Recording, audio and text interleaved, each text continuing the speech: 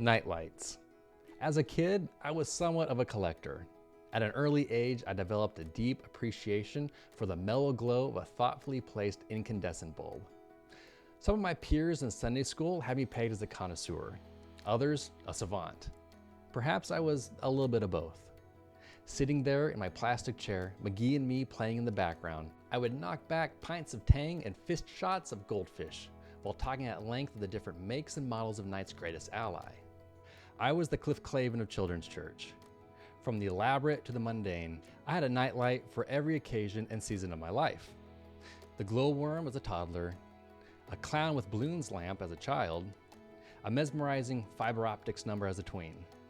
But like any good know-it-all, the confidence and bravado I displayed on those Sunday mornings were mere overcompensation for a hidden truth. Unbeknownst to the other regulars at my childhood church, I couldn't have cared less about my light's form, style, make, or model.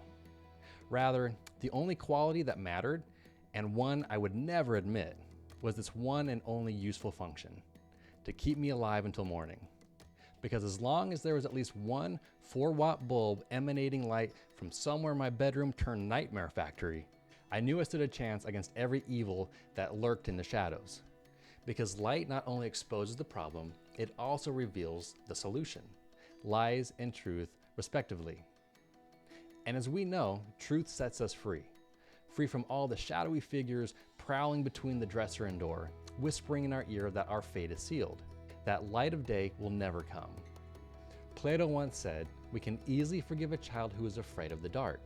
The real tragedy of life is when men are afraid of the light." For a guy who made children's modeling clay, he makes a good point. As humans, we have a bent towards darkness, and this has been the case since darkness entered the world. Like a birthing pool in the yurt of a naturopath, we're born into it. But just because one's born into something doesn't make it permanent. Just ask Mr. Meghan Markle. Galatians 4:4-7 reads, "But when the fullness of time had come, God sent forth his Son, born of woman, born under the law, to redeem those who were under the law, so that we might receive adoption as sons.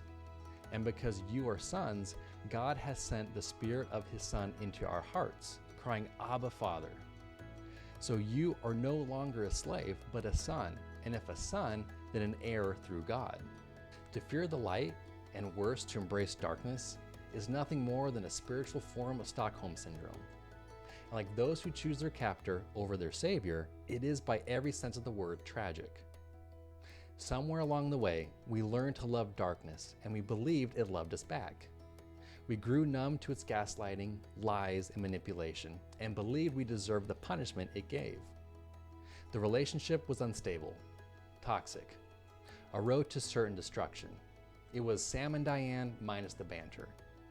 And looking back at our own relationship with sin, we could say that our eyes were simply closed to the reality at hand, and perhaps they were. Or perhaps, like scared children in darkened rooms, we just needed a light to overcome the darkness. Thankfully, that light is here, and the night can't hold a candle to it. In the words of Jesus himself, "I am the light of the world. Whoever follows me will not walk in darkness, but will have the light of life." So grab some Tang and pour a glass, because if there's anything deserving of a toast, it's finding light in a darkened world, and I'll certainly drink to that. Cheers.